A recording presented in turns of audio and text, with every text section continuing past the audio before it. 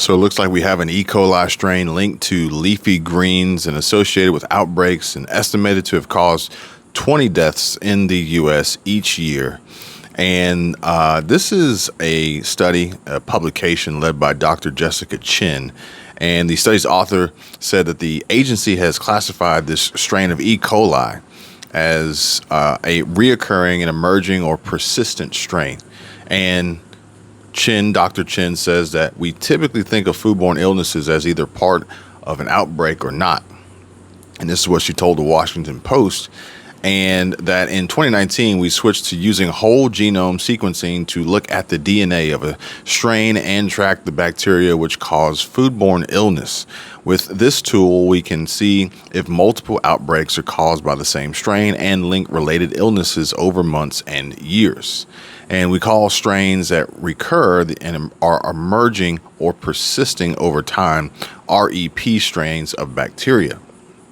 Following analysis, an additional outbreak associated with the strain was detected in late 2020, during which 20 people were hospitalized. And however, since then, no further outbreaks have been detected. And in this syndrome, which is rare but serious, can impede blood clotting in infected people and cause kidney failure. Such infections are often associated with abdominal cramps, bloody diarrhea, and vomiting. And it is estimated that this strain has caused approximately 63,000 domestically acquired foodborne illnesses and 20 deaths across the U.S. annually.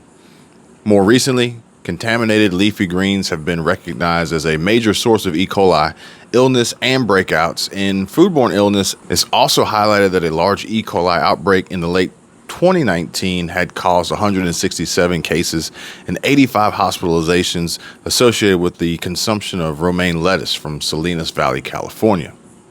Although most strains are harmless, the CDC notes that others can make you sick. And also, a potential E. coli contamination prompts supplement recall, as Global Vitality Incorporated of Chandler, Arizona is recalling Food Research International brand Euro Kid Support capsules and Serious Brain Enhancer capsules because of potential E. coli contamination. According to the details posted online by the FDA, the recall was initiated on July 13 of 2023 and is ongoing. The product was distributed to a single consignee in California, and the consignee was not disclosed. However, the recall products include Food Research International's Serious Brain Enhancer capsules, which are packaged in a glass bottle, and 90 capsules per bottle, 12 bottles per case, as well as the Food Research International Euro Kid Support capsules, also packaged in glass bottles. It's noted that anyone who purchased the recalled product should immediately dispose of it and not consume it.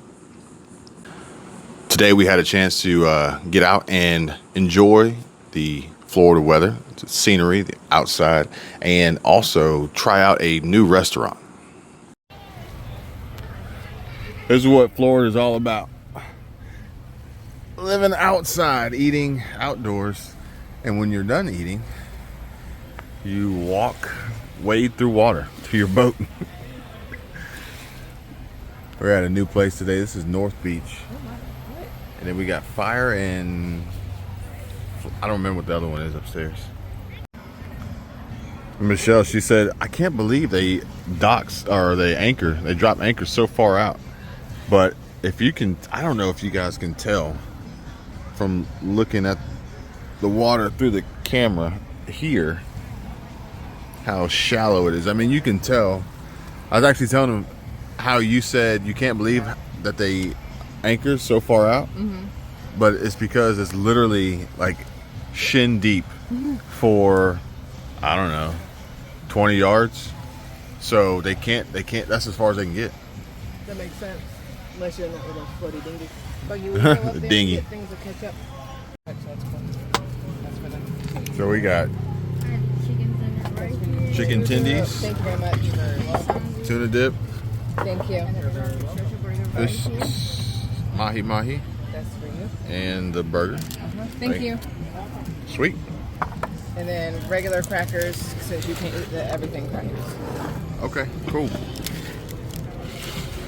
While the Block reports that MasterCard forms a CBDC partner program with Ripple, Consensus And MasterCard's new program aims to bring together key industry players to explore CBDC innovation, with initial partners including Ripple, Consensus, and Fireblocks. Global payments giant MasterCard is forming a central bank digital currency program with initial partners, and MasterCard announced Thursday that it is convening a group of blockchain and payment service providers to participate in the program. The new CBDC program is designed to foster collaboration with key players in the space. And MasterCard's head of digital assets and blockchain said, "We believe in payment choice and that interoperability across the different ways of making payments is an essential component of our flourishing economy." While almost half of Warren Buffett's $354 billion portfolio is invested solely in one stock. And this is for all my beginning investors out there. Pay close attention, because this business has been a profoundly successful investment. Over his storied investment career that spans several decades, Warren Buffett has owned numerous businesses, not only during his partnership days, but as the CEO of Berkshire Hathaway. And his outstanding track record has gotten the attention of individual investors looking for new ideas. First purchased in 2016, Apple has become one of the most successful investments Buffett has ever made, based not only on the percentage return, but on the dollar value of the gains. The stock is up a whopping 577% since the start of 2016, crushing the 171% rise of the NASDAQ Composite Index. And as of reading this, Apple makes up 46% of the entire public equities portfolio of Berkshire, with a market value of $163 billion. The Oracle of Omaha is clearly still in love with this customer tech giant. But why? Well, that comes down to Buffett's criteria. And it's not difficult to figure out why Buffett was compelled to buy Apple stock in the first place. The company has long possessed a powerful consumer brand thanks to its incredibly popular hardware products, probably what you're watching this video on now, and also the iPhone, the iPad, and Apple iWatch, and whatever other Apple devices will be created for the Apple ecosystem. While hardware sales made up 74% of revenue in the fiscal 2023 third quarter, the services segment is steadily becoming a more important piece of the pie. And this has created a very sticky ecosystem. Now, Berkshire's portfolio is filled with strong consumer brands of Apple, and so Apple fits right in. Among the top 5 holdings is Coca-Cola, which benefits from global recognition and proven pricing power similar to Apple.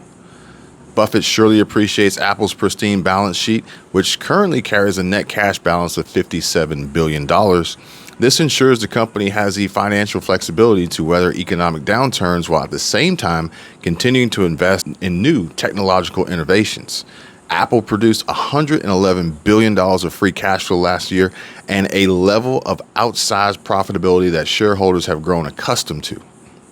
What does the future look like for Apple?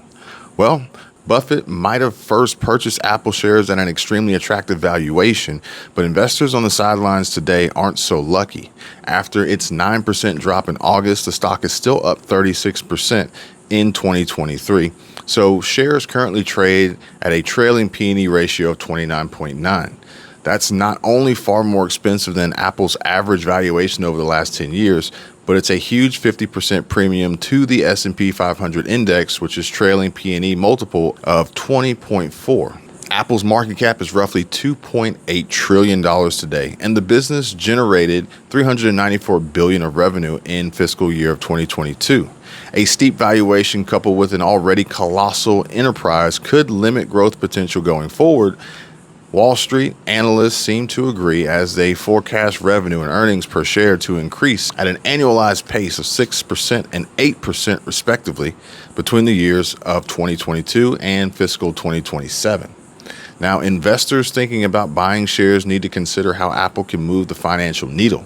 CFO Luca Maestri stated that there are currently more than 2 billion active Apple devices across the globe. To be fair, consumers have shown a propensity to want to keep buying the company's upgrades to its popular hardware lineup. But an easy argument can be made that double-digit revenue growth might be out of the picture as we look towards the next decade. Even with AR and VR, or augmented reality and virtual reality initiatives, and the potential for artificial intelligence to provide a lift. Now, Buffett's Berkshire Hathaway is still a huge Apple shareholder, so investors might still be inclined to follow the market sage's actions. Should you invest $1,000 in Apple right now? Well, according to the Motley Fool, before you consider Apple, you'll want to hear this, and that is that the Motley Fool Stock Advisor analyst team just revealed what they believe are the 10 best stocks for investors to buy right now. And Apple wasn't one of them. So for me, my best investment and greatest ROI has consistently been reading, networking, gaining and expanding knowledge on investment opportunities and continuing to become better informed.